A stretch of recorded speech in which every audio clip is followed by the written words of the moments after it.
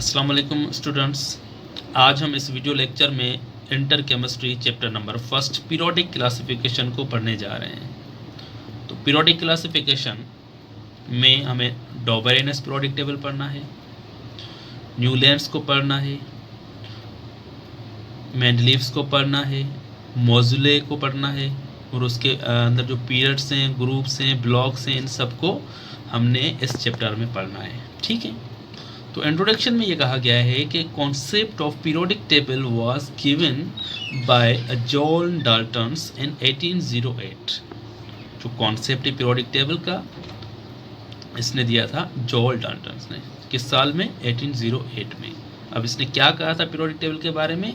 इसने कहा था the table on which elements are arranged, the table on which elements are arranged और written is known as a periodic table. यानी कि table पे elements को जब अरेंज किया है या रिटन है, उस टेबल को हम बोलते हैं पीरियोडिक टेबल। ठीक है। जिस भी टेबल पे एलिमेंट्स की अरेंजमेंट की हुई है या लिखे हुए हैं, उस टेबल को हम बोलते हैं पीरियोडिक टेबल। उसके बाद हम पढ़ेंगे डॉबराइनर्स पीरियोडिक टेबल। अब डॉबराइनर्स पीरियोडिक टेबल को हम कहते हैं लॉ ऑफ राइट। अब लॉ ऑफ राइट क्यों कहते हैं वो हम नीचे पढ़ेंगे डेफिनेशन में। तो इंट्रोडक्शन में ये कहा गया है इन 1829 a German chemist Dobereiner gave a periodic table on the basis of increasing of atomic masses।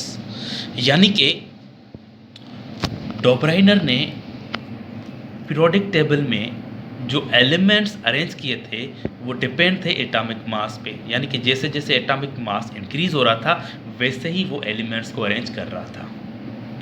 अब दूसरी पॉइंट ये बोल रही है कि डॉबराइनर्स क्लासिफाइड और arranged 3 elements in each group. उसने 3 एलिमेंट्स हर एक ग्रुप में रखे थे। Therefore, his table is called Dobereiner's periodic table। इसीलिए हम इसको कहते हैं कि ये डॉबराइनर्स पीरियोडिक टेबल है।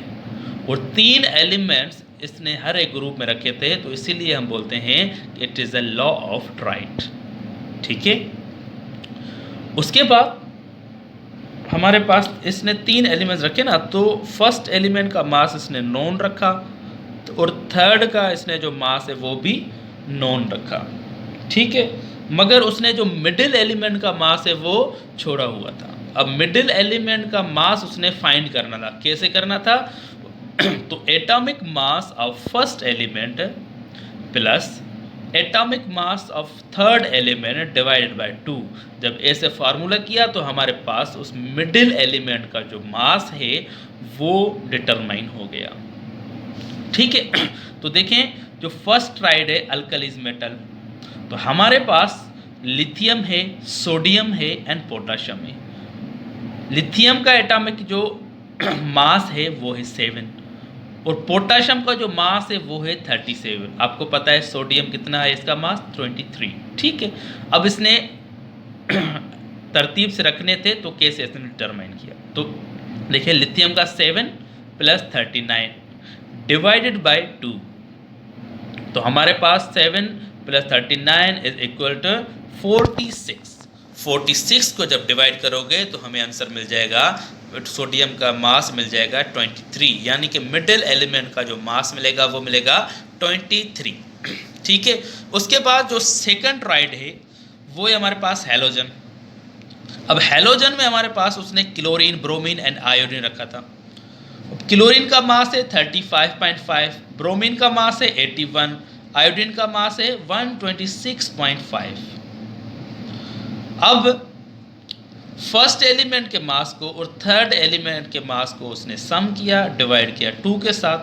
तो देखिए 35.5 प्लस 126.5 जब प्लस होंगे तो बनेगा 162 एंड डिवाइडेड बाय 2। तो हमारे पास मिडिल एलिमेंट का जो मास आ रहा है वो 81 आ रहा है। तो इसकी भी हमारे पास जो अर्थमेटिक मीन थी वो बिल्कुल सही आई, करेक्ट आई। ठीक है। अब उसके बाद सवाल ये उठता है कि ये जो डॉबराइनर्स पीरियोडिक टेबल है या लॉ ऑफ ट्राइड है, ये रिजेक्ट क्यों हुआ था? वाई his table और लॉ वाज रिजेक्टेड। क्यों रिजेक्ट हुआ था, तो आइए उसको भी हम देखते हैं। इसलिए हुआ था बिकॉज कि इसके जो कुछ ट्राइड थे उनके आंसर्स यानी कि मिडिल एलिमेंट का जो मास है उसकी अर्थमेटिक मीन है वो बिल्कुल सही आ रही थी, करेक्ट आ रही थी, मगर कुछ ऐसे इसके ट्राइड थे जिनकी जो अर्थमेटिक मीन है यानी कि मिडिल एलिमेंट का जो मास निकल रहा था वो बिल्कुल गलत रहा था। ठीक है, तो आइए उसका एक हमारे पास एग्जाम्पल है। तो देखें हमारे पास यहाँ पे क्लोरीन, ब्रोमीन, आयोडीन है, ठीक है, हैलोजन फैमिली है। अब उसके साथ ऊपर हमारे पास इसके जो फ्लोरीन भी तो हो सकती है ना। तो जब फ्लोरीन हमने रखा और क्लोरीन को मिडिल एलिमेंट रखा है और ब्रोमीन भी रखा, अब हमने क्लोरीन का मास फाइंड करना है। क्या इसने तरतीब सही रखी है? तो देखें फ्लोरीन का जो एटॉमिक मास है वो है 19 और हमें पता है कि क्लोरीन का जो मास है 35.5 है और ब्रोमीन का जो है 81 है। हमने मास निकालना है 35.5 मिडिल एलिमेंट का। अब 19 को 81 के साथ प्लस करो तो हमारे पास आंसर आएगा 100। अब 100 को डिवाइड करो 2 के साथ तो हमारे पास मिडिल एलिमेंट का जो मास निकल रहा है वो कितना निकल रहा है 50। तो क्लोरीन का तो इतना मास है ही नहीं, तो इसका जो हमारे पास 2 गुना ज़्यादा निकल रहा है मास, तो हम कहेंगे ये जो ट्राइड है वो उसका जो मिडिल एलिमेंट का मास है वो बिल्कुल गलत आ गया। तो यही वजह थी कि डोबराइनर्स पीरियोडिक टेबल रिजेक्ट हुई। ठीक है, तो इंशाल्लाह नेक्स्ट वीडियो लेक्चर में हम न्यूलैंड्स पीरियोडिक टेबल को पढ़ेंगे।